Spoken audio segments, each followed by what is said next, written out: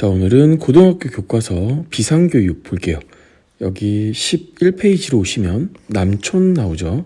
오른쪽에 요약이 잘 되어 있네요. 여기 4분의 4박자 여린내기, 목가춤마디로 시작하고 모데라토 칸타빌레 노래하듯이, 그리고 세도막 형식으로 되어 있다는 것을 이렇게 볼 수 있죠. 그래서 A에서 사용된 멜로디가 동기가 이런 식으로 나오고 있네요. 그런데 여기 여린내기로 출발한 C 노트와 여기는 좀 다르죠. 하지만 이렇게 접근하는 멜로디, 여기서부터는 동일한 모습을 보이고 있다. 그 이유를 찾아보자면 B파트의 마지막 음이 높은 레에서 끝이 나네요. 그리고 나서 도까지 내려오자면 너무 멀죠. 그래서 이런 경우에 연결시켜주는 멜로디, 브릿지로 이런 식으로 경과를 만들 수가 있다. 다음 눈에 띄는 것은 여기 음영 처리들, 리타르단도, 아템포, 그 다음에 여기 포코 피움 오소도 있고 크레센도 뭐 이런 것들이 나오죠. 그래서 다 봤던 내용들이고 랄레탄도까지 점점 느리게, 아래의 노래 형식에 관해서도 간단하게 설명을 하고 있네요. 다음 12페이지에 슈만 작곡의 하이네 작시죠. 아름다운 5월에라는 음악이 나오네요. 너무너무 유명한 곡이고, 여기 돌체 보이고 부드럽게, 그리고 여기 형식을 보니 두도막 형식 A'-로 된다. 다음에 아래쪽으로 내려오시면 1840년에 완성된 연가곡집 시인의 사랑, 슈만의 시인의 사랑 중에서 첫 번째 곡인 아름다운 5월에, 여기 반주를 보시면 이렇게 좀 다소 복잡하게 보이는 것들이 화성 기호를 써봐라, 화음 기호를 써봐라, 이런 문제로 많이 나오죠. 그리고 이 곡이 좀 특이한 게 여기 노래 시작하는 부분이 지금 보시면 1도로 시작하지 않죠. 여기 이렇게 보면 될 것 같은데요. 2도로 시작을 하고 다음 5도 그리고 1도로 이렇게 받고 있네요. 다음 13페이지에 베토벤 작곡이죠. 헤로세 작시 이히 리베디히라는 그대를 사랑해 라는 악곡이에요. 이 또한 여린내기로 출발을 하고 있고, 가곡을 보면 돌체라는 말이 유독 많이 보이죠. 그래서 가곡이 아무래도 조금 부드럽게 부르는 부분들이 많다 보니까, 악곡들이 많다 보니까 이런 나타낸 말이 나오네요. 다음 15페이지에 여기 카푸아 작곡의 오솔레미오 나오고 있는데, 이거 아래쪽으로 보시면 이런 내용이 있어요. 언어권에 따른 가곡 명칭, 그래서 독일 같은 경우에는 리트, 프랑스는 멜로디, 이탈리아는 칸초네라고 이야기를 하고 있어요. 특히 여기 멜로디라는 프랑스 용어, 이건 교과서에서 처음 나오는 것 같아요. 그래서 하나 챙겨두면 좋겠네요. 다음 17페이지에 브리튼 작곡의 버드나무 정원 아래에서 라는 악곡이 나오는데, 제목은 좀 생소할지라도 여기 멜로디는 너무 익숙하죠. 여기 구조를 보니까 이렇게 네 마디가 이렇게 다시 반복이 되고, 하나 둘 셋 넷 여기까지, 그리고 여기서부터 B파트가 나오네요. 하나 둘 셋 넷 여기까지, 그리고 이제 다시 A가 나오죠. 그리고 마치네요. 이런 식으로 지금 여기 아랫부분, 이게 A잖아요. 그런데 A는 8마디였는데 지금 절반만 나왔죠. 4마디. 그래서 이거를 표현을 할 때 이제 전체적인 형식이 A, B 두도막 형식인데, B의 구조가 B 플러스 2분의 1 A이다. 그래서 이런 것들을 이제 순한 2부라는 표현을 쓰게 되죠. 그리고 앞에 A는 그 구조가 A 플러스 A네요. 여기 멜로디를 대조해 보면 완전히 똑같이 진행을 하네요. 다음 18페이지에 내 맘의 강물, 이것도 너무너무 유명한 악곡이죠. 세도막 형식으로 되어 있다. 그래서 여기 답이 나와 있으니까 아래 보시면서 한 번쯤 여기서 여기까지가 A고 여기서부터 B구나, 이런 것들을 한번 확인해 보시는 것도 좋겠죠. 그리고 19페이지에 눈이란 악곡이 나오는데 안단테 에스프레시보, 그래서 느리고 표현력 있게 연주를 하라. 아래쪽으로 오면 아첼렐란도, 점점 빠르게죠. 그 다음에 포코 조금씩 크레센도, 그 다음에 아템포, 그 다음에 아래쪽으로 또 아첼렐란도, 리타르단도 나오고, 이게 이제 거의 처음 나오는 것 같긴 한데, 처음의 템포로 돌아가라. 그러니까 맨 앞을 이야기하는 거죠. 멜로디가 똑같네요. 그래서 다시 맨 앞에 느낌으로 돌아가서 연주를 하고 맞춰라. 마지막에 포코, 리타르단도가 나오네요. 조금씩 느려지면서 이렇게 마치네요. 이런 거 이제 종지 많이 물어보죠. 그래서 5도에서 1도로 종지를 하고 있네요. 그래서 정격 종지인데, 여튼 여기 멜로디의 소프라노가 으뜸음이기 때문에 여기는 완전 정격 종지가 되겠죠. 다음 21페이지로 오시면 국악 성악곡 장르가 몇 개 나오죠. 그래서 민요, 판소리, 민소각에 속하고, 다음에 정가가 나오네요. 가곡, 가사, 시조 이렇게 해서 정악으로 구분이 되죠. 다음에 창작, 국악 따로. 먼저 민요를 보면 노동요가 정말 많죠. 민요가. 그리고 놀이요, 의식요 등이 있다. 그리고 향토민요와 여기 통속민요, 그래서 이거는 토속민요라고도 하죠. 이 두 개를 지금 구분을 하고 있네요. 통속민요가 이제 전문가가 부르는 거고, 토속민요는 누구나가 쉽게 부를 수 있는 음악이죠. 다음 오른쪽으로 판소리에서는 1인극이다. 그리고 고수가 북장단을 한다. 소리꾼, 1인 소리꾼이 소리, 안일이 발림을 하고 고수가 추임새를 하게 되죠. 다음 12마당 이상이 존재하였다라고 하는데, 여튼 뭐 12마당이라고 하면 송만재의 관우희, 그리고 현재는 상강오륜에 맞는 춘향가, 심청가, 흥보가, 수군가, 적벽가의 5마당만 남아 전해진다. 이 내용이 지금 이선유의 오가 전집이죠. 그리고 요 사이에 이제 있는 게 6마당짜리 6마당. 이게 신죄효의 판소리 전집이죠. 판소리 전집. 다음 아래로 내려와서 정가, 가곡, 가사, 시조로 구분된다. 그래서 여기 가곡이나 시조는 시조시를 가사로 하죠. 그리고 여기 장르적인 가사는 사설을 노래한다. 그리고 아래로 그 이외에도 이제 정악에는 이런 것들이 있고 민속악에는 이런 것들이 있다라고 설명을 하고 있네요. 그런데 여기 종묘제례악, 문묘제례악 이런 일종의 의식 음악은 따로 빼서 설명을 하기도 하죠. 근데 지금은 큰 범주에 이렇게 넣어 두었네요. 그래서 22페이지로 넘어오시면 이제 민요를 지역별로 이렇게 지도 보여주면서 또 나오고 있어요. 이게 기출로 여태까지 안 나온 게 이상한 거죠. 그래서 여튼 교과서에 정말 많이 나오기 때문에 이거는 무조건 확인을 하시면 되겠네요. 교과서에 단골로 나오는 것들 중에서 아직 안 나온 것이 있다면 그게 올해 기출이겠죠? 뭐가 있을까요?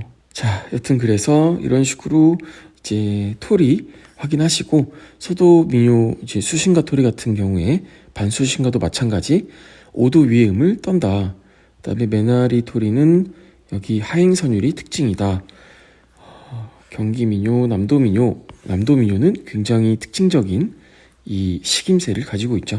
다음 23페이지에 몽금포 타령, 서도민요가 나오고 있네요. 수신가 토리라고 써놨는데 오히려 이거는 그냥 좀 통으로 이제 서도민요이다 라고 묶은 이야기 같고, 반수신가 토리, 그래서 라도레미솔이라는 음계 구성을 가지게 되는 악곡이죠. 반수신가 토리는 뭐 남봉가 토리라는 표현을 쓰기도 하죠. 남봉가 쪽. 다음 24페이지에 뱃노래 나오네요. 동부민요이고 메나리 토리이죠. 국거리 장단으로 가다가 자진몰이, 그리고 마지막에 국거리로 마치는 굉장히 재미있는 곡이죠. 그리고 매기고 받는 형식이다. 아무래도 뱃노래면 노동요죠. 그래서 매기고 받으며 매기는 소리, 일의 능률을 높이기 위한 노래이다. 그리고 중간에 이렇게 빨간색으로 색깔 들어가 있는 것들이 지금 이제 받는 소리라고 이렇게 표시가 되어 있죠. 굉장히 조금 독특하고 흥겨운 곡인 것 같아요. 다음 25페이지에 경기민요, 경토리 나오고 있네요. 경복궁 타령, 그래서 자진 타령 장단으로 되어 있다. 강세가 덩덩덩 떡 이런 식으로 들어가죠. 그리고 받는 소리가 에 이런 식으로 가다가 매기는 소리가 남문을 열고 하면서 완자거리로 가고 있죠. 그리고 아래쪽으로 이렇게 노래에 대한 배경이 또 나오네요. 조선시대 후기 경복궁 중건 때 부르기 시작한 민요이고, 뭐 일의 고달픔을 노래하기도 하고, 여기 흥선대원군이 뭐 이렇게 블라블라 하는데 그것을 풍자한 것이다.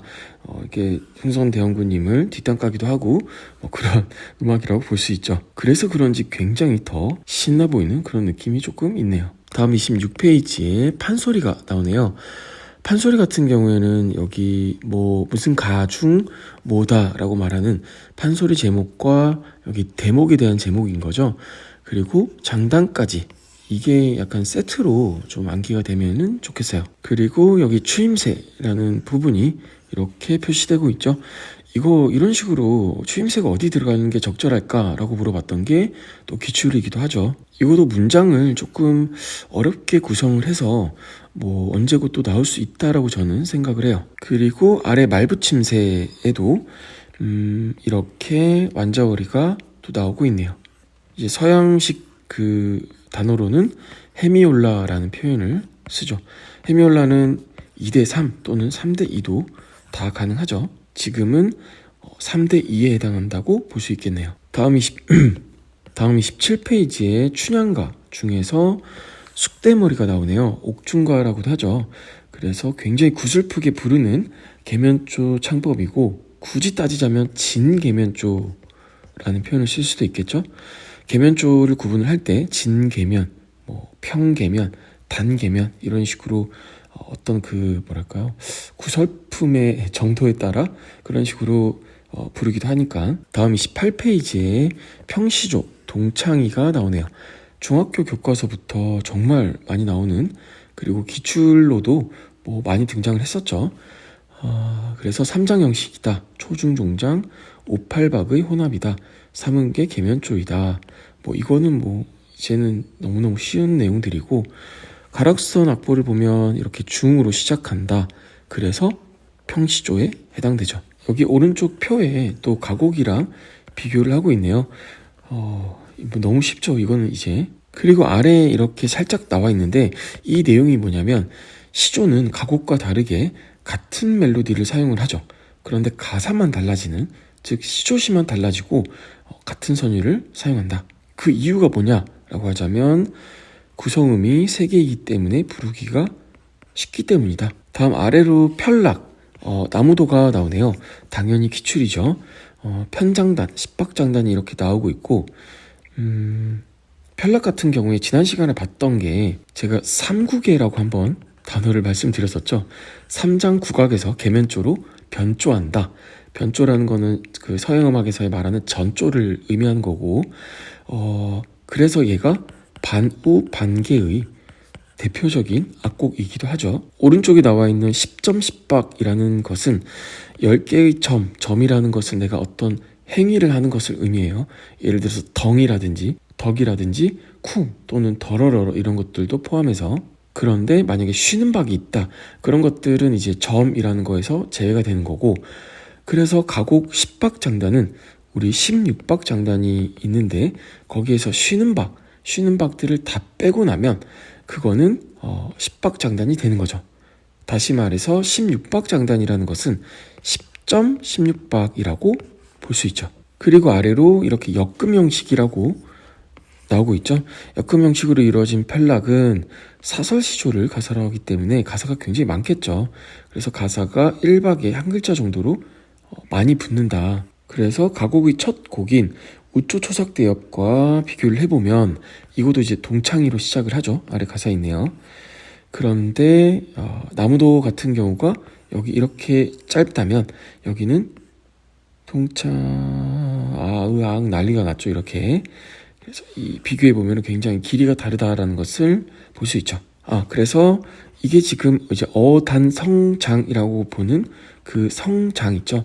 소리를 길게 뽑는 거, 이게 많다 보니 그만큼 그 글자 수는 되게 적다라는 의미가 될 수 있죠. 그리고 여기 하나만 더 덧대자면 편락 같은 경우에는 삼국에 그리고 여기에 플러스로 그 사설시족 역금 형식이기 때문에 여기다 이어서 쓸까요? 역금 형식이기 때문에 3장과 5장의 장단이 늘어난다. 장단이 늘어난다. 다음 29페이지에 보시면 여기 김기수님 작곡의 북천이 말다커늘 이라는 악곡이 나오고 여기 창작국악곡이라고 써져 있죠. 그리고 맨 왼쪽에는 고가신조라는 단어가 붙어 있네요. 그래서 아래쪽으로 보시면 고가신조는 옛 노래에 새로운 가락을 얹어 부른다는 뜻이다. 여기 하나만 추가할게요. 옛 노래의 가사에 새로운 가락을 얹어 부른다. 그러니까 옛 노래 중에서 조금 건강한 내용의 가사를 빼와서 거기에 새로운 선율을 붙인다. 이런 의미로 보시면 되겠어요. 왜냐하면 여기 김기수님의 작곡이라고 했죠. 김기수님이라는 분은 이황지가악부 소속이기 때문에 이황지가악부라는 것은 왕실, 즉 궁 소속이라고 볼 수 있고 고로 이런 말이 납득이 되겠죠. 다음 39페이지에 이제 오페라 나오네요. 종합예술로 여기 16세기 이탈리아에서 시작되었다. 그래서 이 시작은 피렌체이죠. 카메라타라는 모임에서 그리스 극을 재현하는 걸로 시작을 해서 모노디를 만들어내고 오페라까지 쭉쭉 오게 되죠. 그래서 오페라의 기원으로 보기도 하고요. 여기 피렌체에서 로마로, 로마에서 베니스로, 베네치아이죠. 그리고 마지막으로 저기 나폴리 이렇게 오게 되는데 이 피렌체에서는 카메라타, 그리고 베니스, 베네치아에서는 1637년 여기 산 카시아노라는 최초의 공공 오페라 극장이 생겼다라는 사실이 있죠. 그리고 여기 오페라 세리아, 시리어스라는 영어 생각하시면 되겠죠. 그래서 심각한 오페라, 심각하다라는 게 되게 무거운 주제라는 의미예요. 시나 뭐 영웅 이런 것들, 그리고 비극적인 내용이다. 다음에 오페라 부파 같은 경우에는 우스꽝스러운 오페라이다. 그래서 희극적인 내용을 다룬다. 여러 나라들로 인해서 이렇게 발전을 하게 되고 이러한 요소들이 있다. 이렇게 설명을 하고 있죠. 아래쪽으로 관련 작품으로 로시니의 빌헬름 텔, 윌리엄 텔이라는 표현을 쓰기도 하고요. 그래서 서곡, 굉장히 깨방정 떠는 그런 행동을 하는 개그맨들이 많이 있죠. 이 노래에. 그리고 핸델의 리날도 중에서 레치타티보 울게하소서가 나오네요. 여기는 아리아랑 같이 해서 악보가 이제 기출이죠. 그다음에 여기도 기출이고 모차르트 마술피리, 요술피리의 아리아이다. 밤의 여왕 아리아이다. 그리고 베르디의 아이다. 개선행진곡이 제일 유명하죠. 다음 40페이지에 오시면 비제 작곡의 오페라 카르멘 중에서 하바네라 나오고 있네요. 정말 유명한 멜로디이죠. 그래서 위에 우선 여기 빠르기 말을 좀 보자면 알레그레토 조금 빠르게죠. 콰시가 뭐냐면 마치 뭐뭐처럼, 그래서 뭐뭐와 같이 이렇게 표현을 할까요? 그리고 안단티노 이러면은 조금 느리게죠. 조금 빠르게인데 마치 조금 느리게처럼, 그러니까 어느 정도 빠르게인지 대충 가늠이 오시죠? 그냥 보통 빠르기라고 쓰지 왜 이렇게 복잡하게 썼는지. 여튼 여기 포르타멘토 또 나오네요. 여기 이음줄로 요렇게 해놨는데 포르타멘토는 부드럽게 이렇게 이어서 끌어올리는 거죠. 기악에서 쳤을 때는 글리산도라는 표현을 쓰고, 그 다음에 여기 LEGG라고 되어 있는데 레지에로 표현하고 있는 거죠. 다시 여기 포르타멘토, 에스프레시보 굉장히 표현력 있게, 돌체 부드럽게, 크레센도 점점 크게, 그러다가 여기 F 포르테 나오고 있죠. 고조된 부분에서 페르마타를 주고 마치고 있네요. 그리고 여기 내용이 잠깐 나오는데 카르멘이 순진한 군인 호세를 유혹하며 부르는 노래로 쿠바에서 발생하여 에스파냐에서 유행한 민속춤이다. 아래에 이렇게 하바네라 리듬이 나오고 있죠. 그리고 탱고 리듬과 유사하다 이러면서 보여주고 있네요. 다음 41페이지에 푸치니 작곡의 투란도트 네순도르마가 나오네요. 아무도 잠들지 말라라는 우리나라 제목으로도 유명하고, 루치아노 파바로티가 이 곡을 부른 그 장면에서 보면 네순도르마라고 부르면 벌써 여기서부터 관객들이 막 환호하기 시작하죠. 그만큼 유명한 아리아이고, 여기 안단테 소스테노토, 느리고 그 음을 충분히 끌어서 연주를 하라, 이런 의미를 담고 있죠. 그리고 아래쪽으로 이렇게 줄거리가 나오네요. 고대 중국 황제의 딸인 투란도트는 자신에게 구원하는 젊은이에게 3가지 수수께끼를 내서 풀지 못하면 위험에 처하게 만든다. 아주 악독한 사람이죠. 그래서 여기 교과서라서 위험에 처하게 만든다인데 죽인다죠. 여긴 유튜브니까 죽인다. 그리고 이 곡은 우리나라에서 공주는 잠 못 이루고 라고 알려져 있으나 원래의 뜻은 아무도 잠들지 말라. 무섭습니다, 아주. 다음 42페이지 보시면 뮤지컬 나오네요. 여기 20세기 초 미국과 영국을 중심으로 발달하였고, 미국의 브로드웨이, 영국의 웨스트엔드가 대표적인 장소이다. 그리고 뮤지컬 구성 요소가 아래쪽으로 이렇게 나오고 있네요. 여기 지금 프로덕션 넘버는 없는데, 프로덕션 넘버는 뮤지컬에서 가장 중요한 악곡, 가장 그 하이라이트인 악곡을 의미하죠. 아래쪽으로 다양한 뮤지컬들이 나오고 있네요. 43페이지에 지금 이 순간, 이거 기출로도 나왔던 2차에서 나왔던 악곡이죠. 그래서 이렇게 되고, 맨 처음 부분 이런 데는 워낙에 유명해서. 다음 45페이지 레 미제라블 빅토르 위고 작이죠. 민중의 합창이 나오고 있네요. 그래서 미셸 숀버그의 작곡이다. 다음 47페이지로 오시면 이제 합창 아카펠라가 나오고 있어요. 그래서 아카펠라라는 것에 대한 개념, 무반주 합창 이렇게 나오고 있고, 아래쪽으로는 성부에 관한 이름, 이거 정말 많이 본 그 그림이죠. 이거를 누가 저작권이 있나 봐요. 이거 색깔도 그렇고 이런 식으로 많이 나오는데, 보시면 계속 나올 때마다 말씀드린 게 메조소프라노 또는 남자 같은 경우에는 바리톤, 얘네들이 이거의 중간 음역이다. 다음 51페이지에 재즈곡이죠. 싱싱싱이라는 스윙 재즈 곡이 나오고 있네요. 그래서 아래쪽으로 스윙 리듬에 관해서 또 이야기하고 있죠. 기출이죠. 요거 쓰게 만드는 게 기출이었죠. 그래서 여기 스윙 재즈 같은 경우에는 다양한 내용들이 나오지만 당김음과 즉흥성이 특징이죠. 그리고 여기에 오프비트라는 거 이야기 많이 했었죠. 다음 57페이지에 지금 다양한 서양악기 음색이라서 악기들이 나오고 있는데, 라벨 여기 있죠. 라벨의 볼레로를 꺼내 놓으면서 볼레로 리듬이 있잖아요. 그거를 이렇게 보여주고 있네요. 따따다다다다다다다. 그리고 여기 멜로디까지 굉장히 오묘하게 흘러가죠. 아래쪽으로 다양한 이제 악기들이 나오고 있네요. 목관 악기 왼쪽에서부터 이렇게 음역대로 흘러가고 있고, 이런 거 보면서 이제 그런 거 리드 몇 개인지 맞춰보는 거 해보면 되겠죠. 피콜로랑 플룻은 취구형 악기이죠. 그래서 리드가 없다. 오보에는 리드가 2개이다. 클라리넷은 하나, 파곶은 오보에 족으로 2개이다. 색소폰은 하나이죠. 다음 58페이지로 오시면 리코더 나오죠. 리코더 나오면서 여기 목관악기라는 것, 이거 아마 처음 나온 것 같아요, 교과서에서는. 그래서 20세기에 들어서서 교육용으로 바꾼 것을 독일식 리코더라고 하고, 원래의 것을 바로크식 리코더라고 한다. 이 두 개의 악기적인 이런 차이가 보면 위에서 하나, 둘, 셋, 넷, 5번째 여기 구멍이 크면 바로크이고, 그냥 일반적인 사이즈이면 독일식이다, 이렇게 구분을 하시면 되고, 무엇보다도 리코더 나올 때는 소프라노와 엘토를 음역대 구분을 좀 해보시는 게 좋을 것 같고요. 소프라노 실음은 한 옥타브 위다. 그래서 여기 그려놨지만 8 써져 있죠. 원래의 위치는 여기가 되겠네요. 여기에다 바로 그려보자면 엘토는 여기죠. 그리고 아래쪽으로 이렇게 연주법이 또 나오네요. 먼저 텅잉은 혀의 이런 움직임인 거고, 논레가토, 각 음이 구별되도록 조금 끊듯이 연주한다.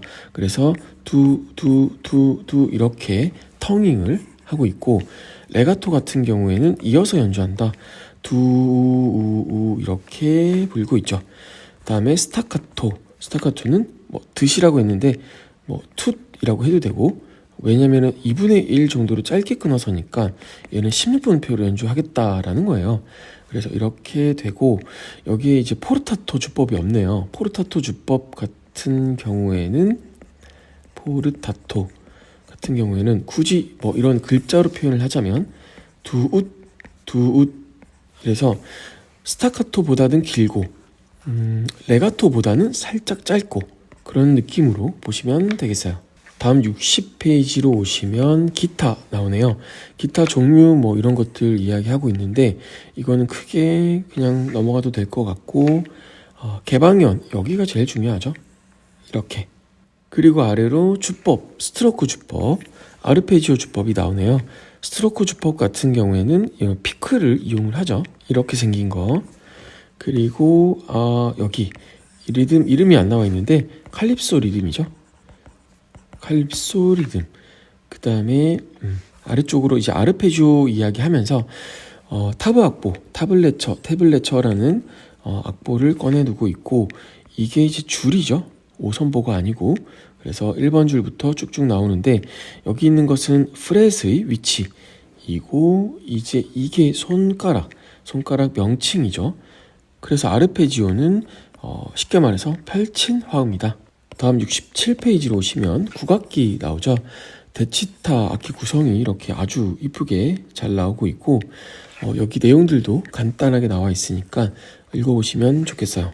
다음에 아래쪽으로도 양청도들이 실내에서 연주하고 있다는 것을 보실 수 있고, 세피리가 사용된다. 그리고 위에 설명에 세 곡으로 구성된 천년만세의 두 번째 곡이다. 그래서 첫 번째가 계면가락도들이, 세 번째가 우초가락도들이가 되죠. 얘네들은 도드리 장단을 이용을 하는데, 양청도드리 같은 경우에는 사박이기 때문에 우리나라에서 제일 빠른 악곡으로 인지가 되어 있고, 사박이기 때문에 조금 다른 리듬형을 쓴다. 음량이 작은 연주에서는 세피리가 당연히 들어가고 양금과 단소가 일반적으로 붙게 되죠. 그리고 아래로 보호자 나오네요. 보호자는 보시다시피 굉장히 대규모 관현 합주이고, 그리고 아래쪽으로 보호자 나오는데 보시다시피 굉장히 대규모 연주이고, 여기 편경이 이렇게 무시무시하게 들어가 있죠. 그리고 여기 앞에는 지금 아쟁이에요. 그리고 여기 좌고가 들어갔다는 이야기가 이미 물론 편경도 그렇고 규모가 크다라고 볼 수 있고, 박이 또 있다라는 이야기는 이 통제하는 지휘자가 있다는 의미예요. 굉장히 크다. 그런데 관악합주이다라는 것을 주의하시면 될 것 같아요. 그래서 보호자라는 거에 앞에 붙는 말이 이제 관악보호자 이런 말을 많이 붙이죠. 그리고 여기 이런 말이 있네요. 궁중 정제의 반주로 사용되었다. 이게 어떤 정제의 반주로 사용되었죠? 그렇죠. 장생보현지무에 사용되었다라고 하면 되고, 들어왔기 때문에 그렇게 하는 거고, 그 이전에 고려시대 때에는 오양선이라는 것의 반주로 사용되었다. 다음 68페이지에 단소 나오네요. 단소는 이렇게 중에서 중청, 중까지 보시면 되고, 지공이 5개이나 맨 아래에 있는 것은 거의 사용하지 않죠. 만약에 맨 아래에 있는 것을 여기 이거죠, 비어있는 거, 얘네를 막아버리면 이제 협까지도 난다라고 이야기를 하죠. 그래서 연주 자세를 보시면 여기 비어있다라는 것이 보이죠. 다음 장에 눈의 꽃이 이렇게 정간보로 나오고 있는데, 뭐 이런 부호들 보시면 되고, 아래쪽으로 정간보 읽는 법 어려운 건 없죠. 이렇게 보시면 되겠네요. 특히 이거 다음 70페이지에 소금 나오네요. 삼연삼죽 중에 하나이고 우리나라 관악기 중 가장 높은 소리를 낸다. 그리고 단소와 다르게 가로로 분다. 단소는 세로로 부는 거죠. 그래서 종적, 소금과 대금 이런 것들은 가로로 분다. 그래서 횡적이라는 표현을 쓰죠. 아래쪽으로 음역대 확인하시고, 다음 72페이지에 장구 나오네요. 그래서 이런 내용들이 나오고, 아래에 구조와 명칭 정말 많이 봤죠.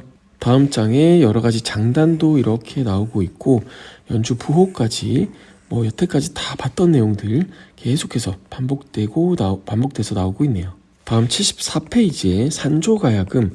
가야금은 우리나라 현악기 12줄로 되어 있고 정악가야금과 산조가야금으로 구분된다.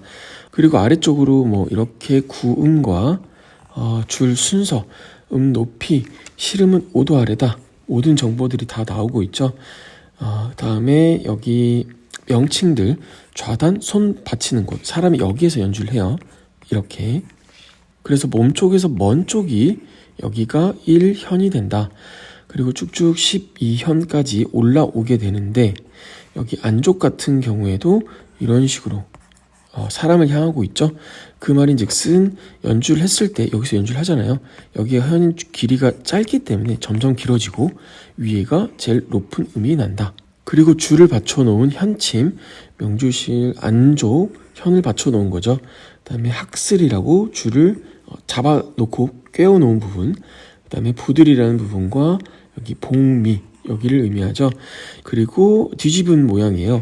달과 해 모양도 있고 여기 울림통이고 구멍, 그 다음에 돌개, 여기는 조율하는 장치이죠. 운족, 이건 받침대예요. 여기 이렇게 생겼죠. 다음 75페이지에 아리랑과 풍년가, 경기민요가 나오고 있네요.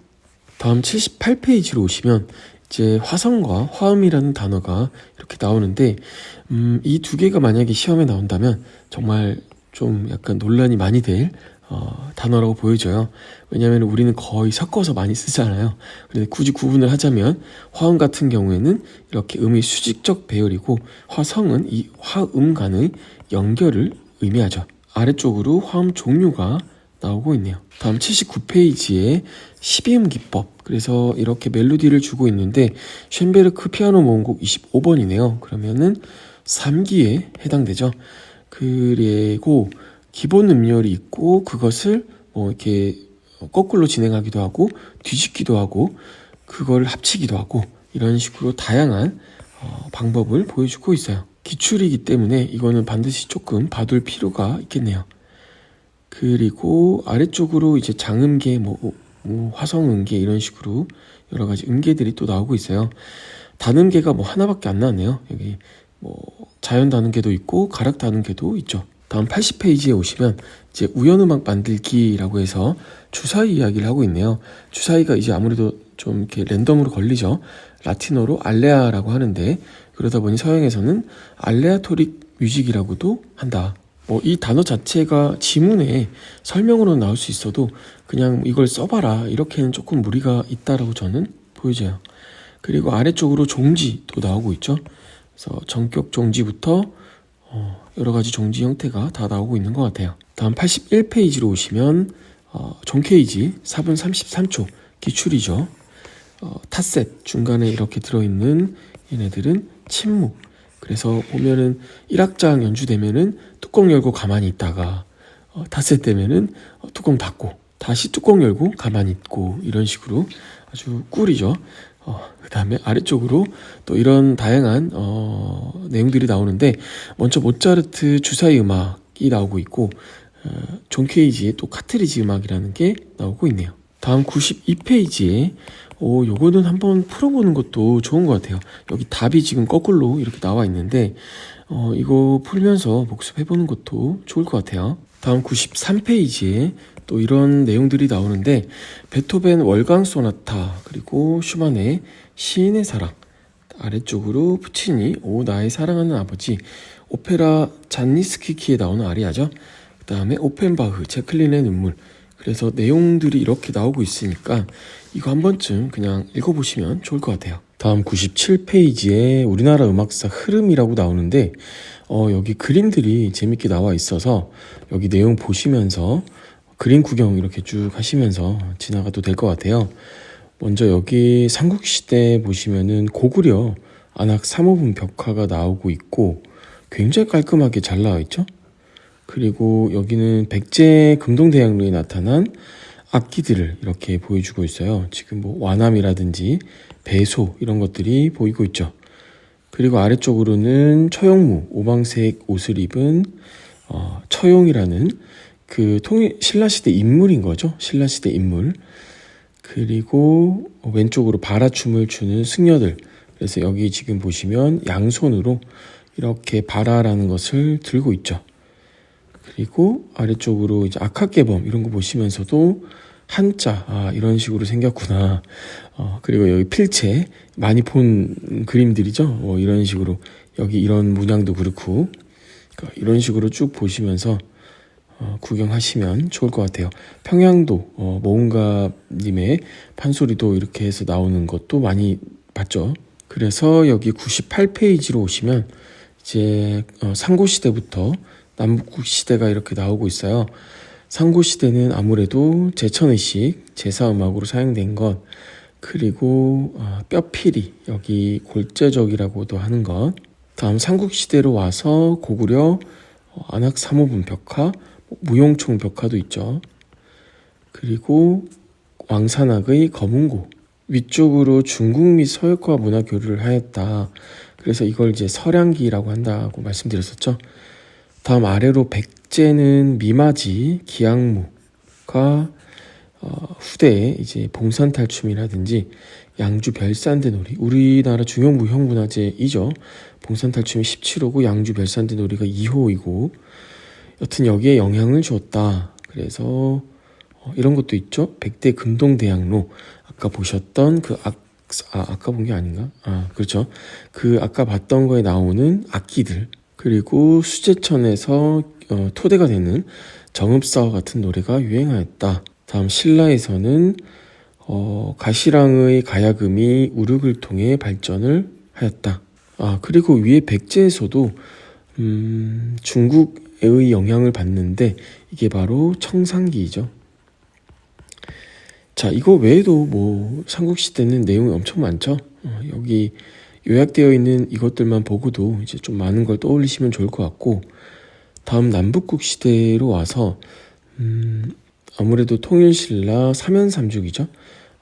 그리고 사면삼죽 왼쪽에 그림이 잘 나와 있네요. 그리고 신라라고 하면 아무래도 향가가 발달을 하게 되는데 민요적 불교적 내용의 가사를 이두로 적은 신라시대의 노래이다. 그래서 이두라는 것은 이두 향찰 뭐 이런 얘기 하죠. 한자를 우리나라 표기로, 우리나라 한글 표기로 쓴 거. 그리고 아래쪽으로 수제천이 나오네요.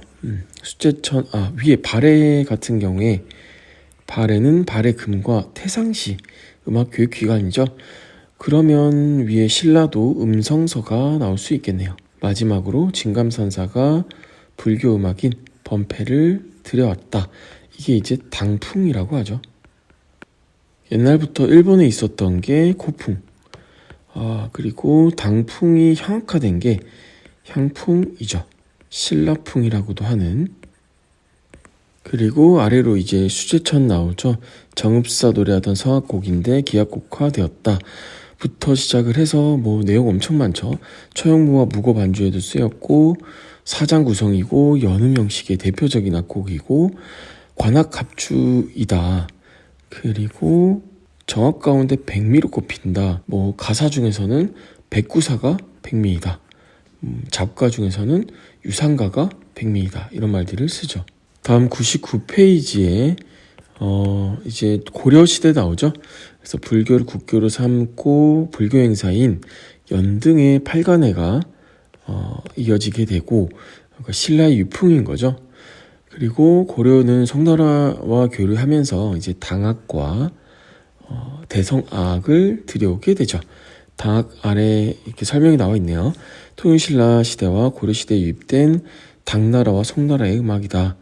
그리고 대성악은 고려시대 송나라에서 유입된 재래 음악이다.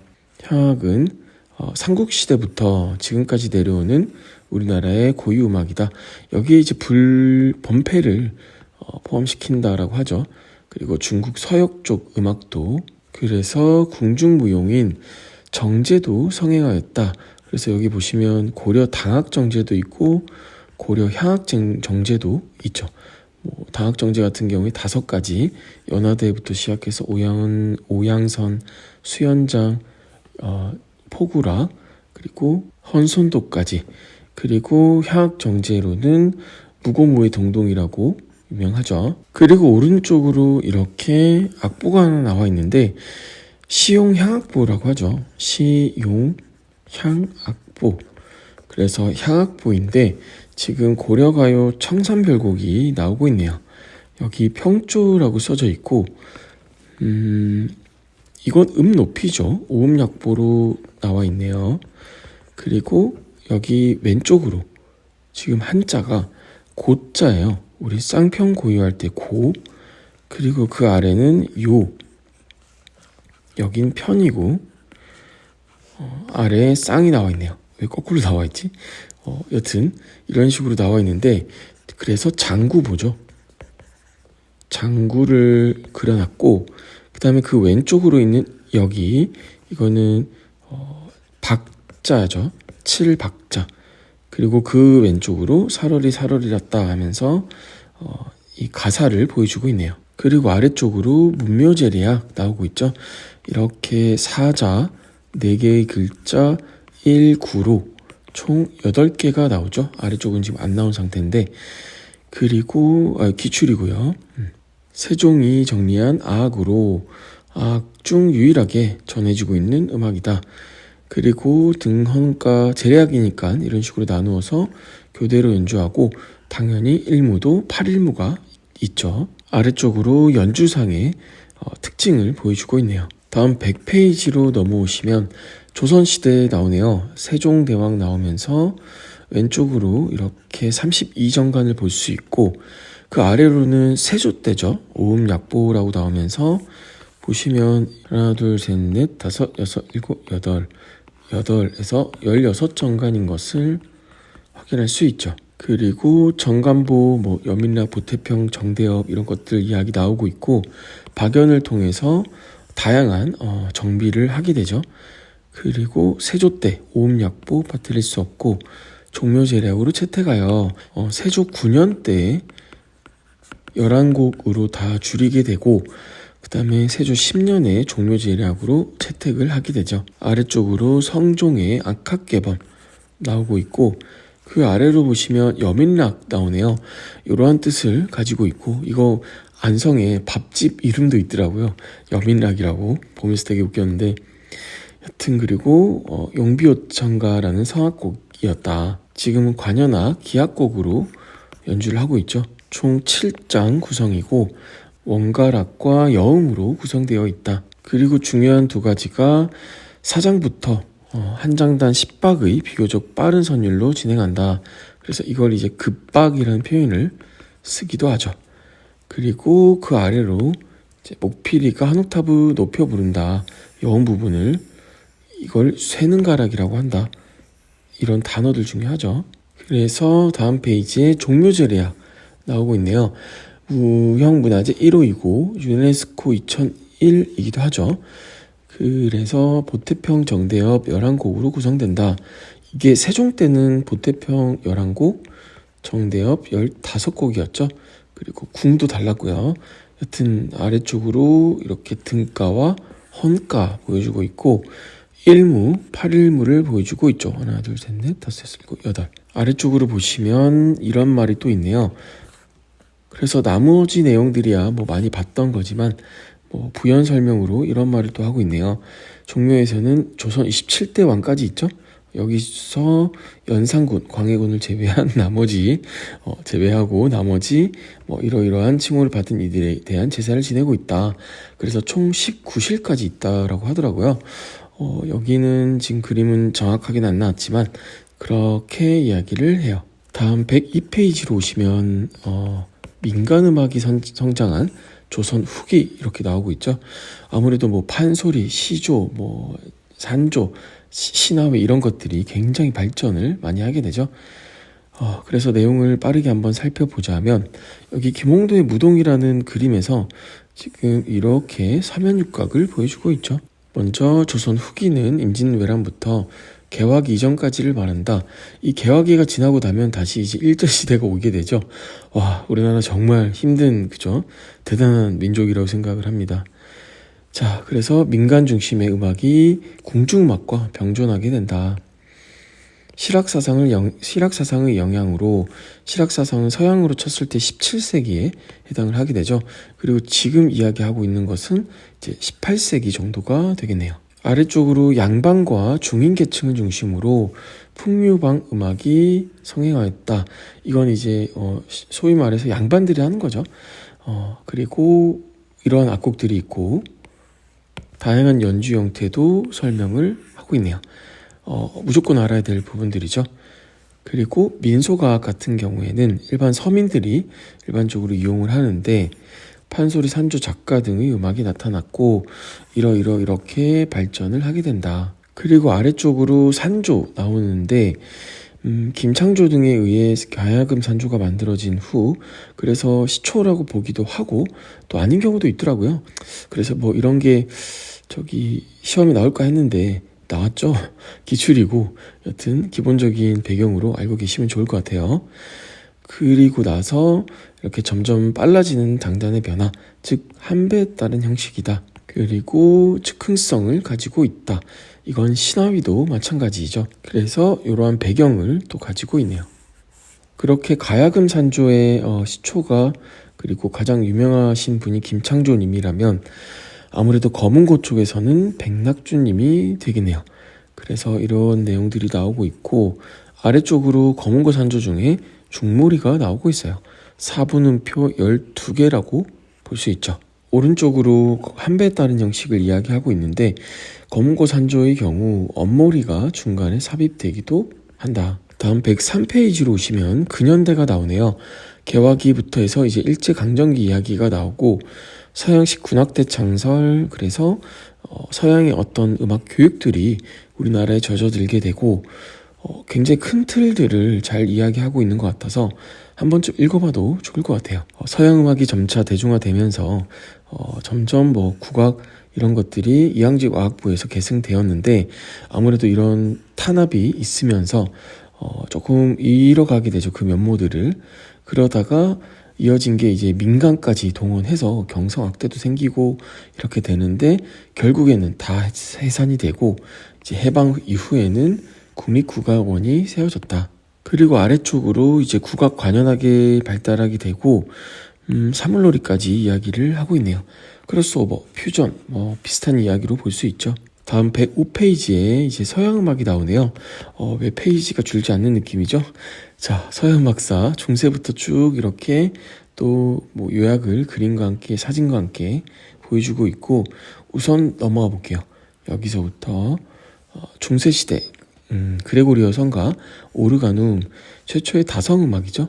오르가눔은 한 9세기부터 시작이 되었다라고 볼 수 있는데 이게 이제 한 2세기 정도에 가서 레오넨과 페로탱이라는 인물로 인해 굉장한 발달을 하게 되고 13세기로 오면서 모테트라는 장르로 발전을 하게 되죠. 그리고 나서 르네상스로 오면서는 아무래도 아카펠라가 발전을 하게 되고 대입법, 다성부가 이제 폴리포니로 조금 더 발전을 하게 되면서 점점 이렇게 가게 되죠. 그래서 17세기로 와서는 거의 후가 그래서 바흐에 의해서 거의 절정을 이루게 되는 그 시기도 오고 그 사이에 팔레스트리나나 오케겜 또는 조스캥 등 빠뜨릴 수 없는 인물들이 굉장히 많이 나오게 되죠. 자, 그래서 중세시대부터 차분히 한번 살펴보자면 아무래도 중세는 교회 중심이고 신을 찬양하는 가사가 없는 음악을 배척했다. 그래서 보통 기와음악을 배척했다라고 이야기를 하죠. 여튼 그래서 그레고리오 성가가 굉장히 유명하고 이게 이제 다성부로 발전한 음악을 오르가눔이라고 한다. 그래서 왼쪽으로 기도다래초, 사선악보와 계명창을 도입하였다. 너무너무 중요한 내용이죠. 그리고 아래쪽으로 이제 중세 세속음악 그 집단이 나오고 있네요. 그래서 프랑스 남부의 투르바도르 다 상관없을 것 같아요. 그 다음에 북부 지방의 트루베르 여기까지가 이제 프랑스이고 독일의 밀네징거 그 다음에 좀 후대로 와서 거의 19세기까지 이어지는 마이스터징거라고 나오죠.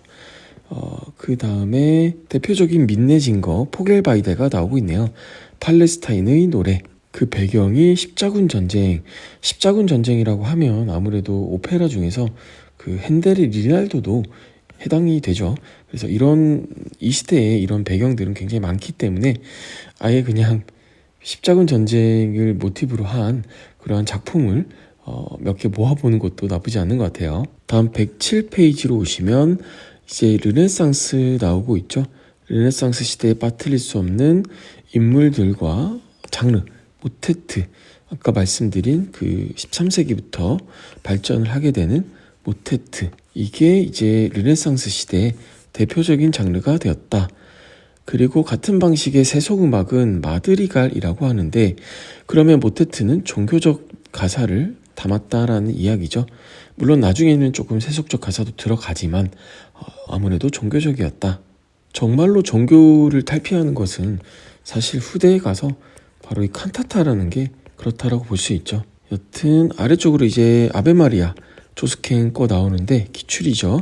이렇게 모방 기점을 보여주고 있고, 악파로는 플랑드르 악파, 네덜란드 악파에 속하게 되죠. 둘 다 같은 말이고, 다음에 팔레스트리나도 나오는데 악보가 여기 아래쪽으로 나오네요.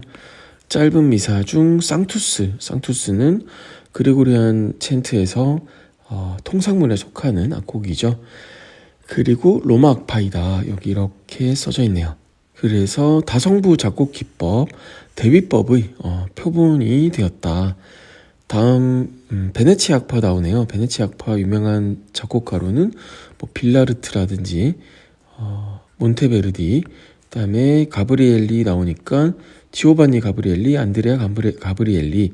그래서 삼촌 조카 관계라고 알고 있고, 이외에 이론가로 이제 짜를리노라든지 팅토리스 이런 인물들이 나오게 되죠. 이 지오반니 가브리엘리의 아주 유명한 업적으로 음향 대조 기법을 말을 할 수가 있죠. 다음 108페이지로 이제 바로크 시대 나오네요.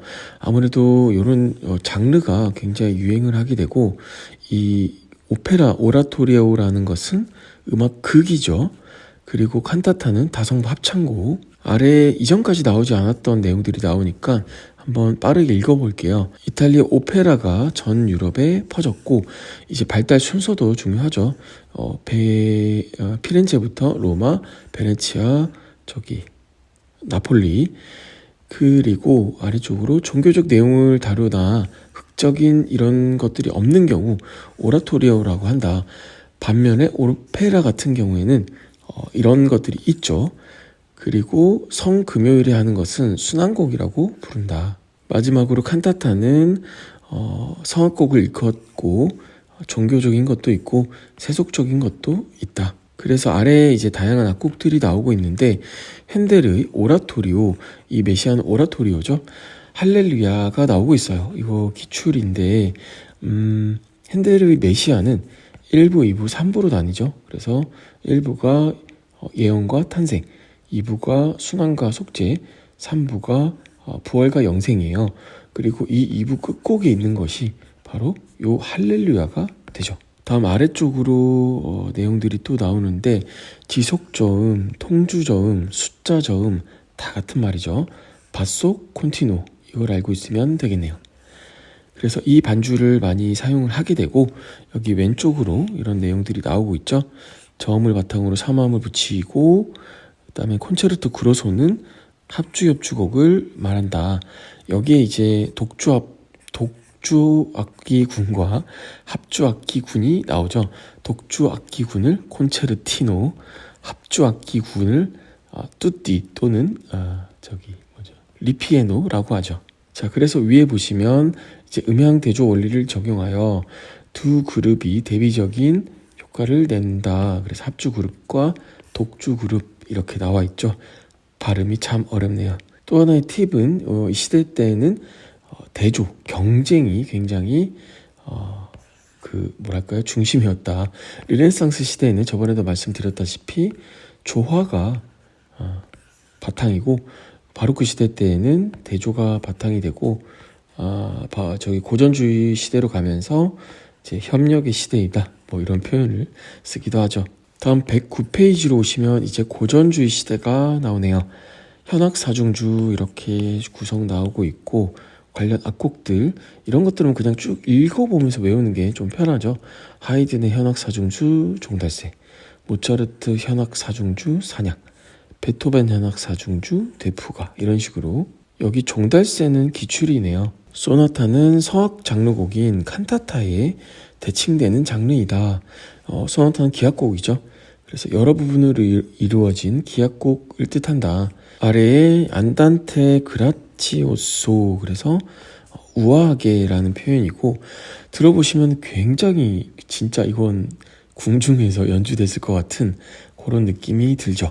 그런데 재밌는 것은 1악장이라는 거예요.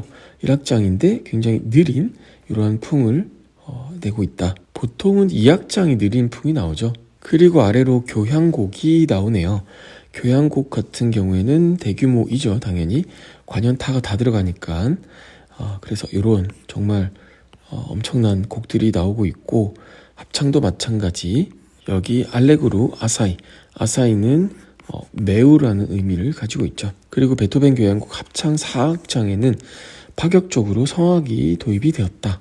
다음 110페이지에 낭만시대 나오네요. 바로크 시대의 협주곡이었다면 고전 낭만 시대 때에는 독주 협주곡이 작곡되었다. 그래서 이거 솔로 콘체르토라는 표현을 쓰죠. 아래쪽으로 성격 소곡, 성격 소품이라는 단어를 쓰기도 하고요. 짧은 음악 작품으로 피아노를 위한 것이 많다. 분위기 굉장히 좋은 게 많죠. 그리고 듣기도 편하고 굉장히 대중적이고, 저도 정말 좋아하는 곡이 나오네요. 슈만의 어린이 정경 중에서 이게 7번째 곡이에요. 트로이 메라이.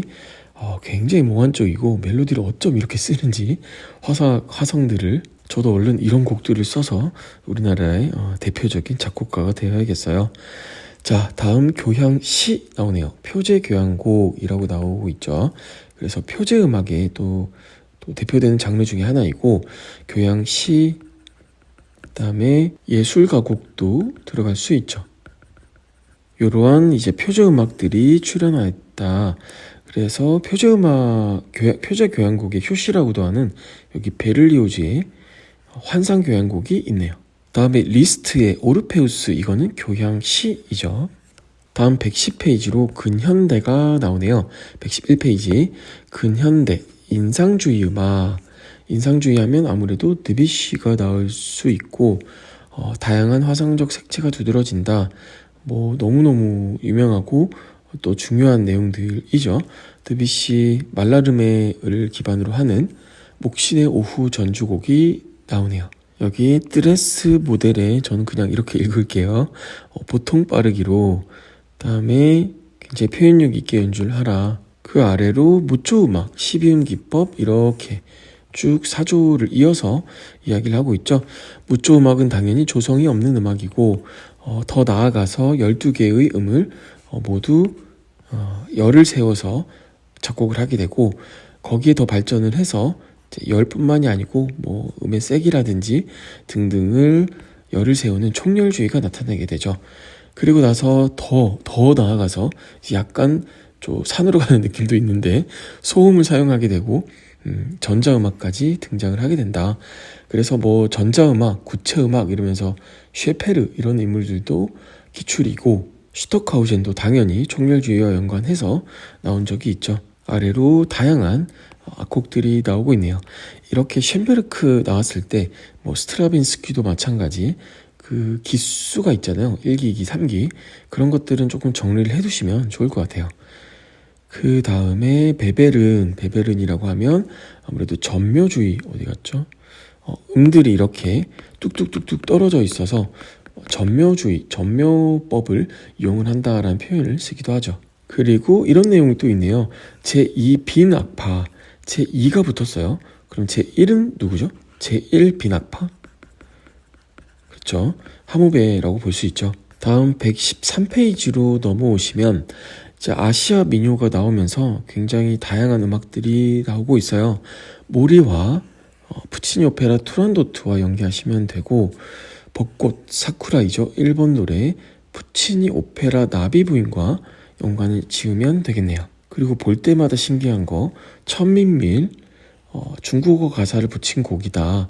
그런데 인도네시아 민요이다. 맨 아래 일본의 가부키와 중국의 경극이 나오고 있어요. 경극 같은 경우에는 베이징을 중심으로 만들었다. 그래서 베이징 오페라라는 표현을 쓰기도 하죠. 다음 114페이지에서 115페이지까지도 이제 악보들이 나오니까 우선 그냥 악보 챙겨두고 지나가면 되겠죠. 다음 122페이지로 넘어오시면 동기의 가공이라고 해서 지금 어떻게 변형을 시켜 나가는지 동기를 그런 것들을 보여주고 있죠. 그래서 여기 특별히 뭔가 공부할 거라기보다도 동기라는 것의 가공이 이러한 시대 때 일어났다. 보통 하이든 이야기하면서 주제 동기 가공 작업이란 표현을 많이 쓰죠. 그래서 다음 페이지로 넘어오시면 푸가 형식과 소나타 형식도 간단하게 이야기를 하고 있어요. 푸가 하면 아무래도 주제와 응답 요 내용을 빠질 수가 없고 보통 5도 차이 이런 것들 그리고 소나타 같은 경우에도 저 5도라는 것을 기점으로 보자면 제1주제와 제2주제가 5도 차이로 이렇게 올라가게 되죠. 그런데 이거는 제시부에서의 이야기이고 제현부에서는 모두 같은 음조로 나오게 된다. 그래서 이게 기출이었고 그 다음에 아래쪽으로 푸가 도망가다라는 의미이고 주제응답이 반복된다. 그리고 구성도 제시부와 정계부로 나뉘어져 있죠. 그 다음에 폴리포니인 건 뭐 당연한 이야기이고 그리고 소나타 같은 경우에는 소나레라는 어원에서 나온다. 악기를 울린다. 칸타타 같은 경우에도 칸타레라는 어원에서 나왔다라고 하죠. 토카타는 토카레. 약간 말장난 같지만 다 그렇게 이야기를 하고 있어요. 그래서 두 개 주제를 통한 대비이다. 두 개 주제가 계속 대비가 되기도 하는데 중간에 보면 발전부가 있어서 그 발전부에서 전개부라고도 하고요. 여기에서 굉장히 많은 변화가 일어나죠.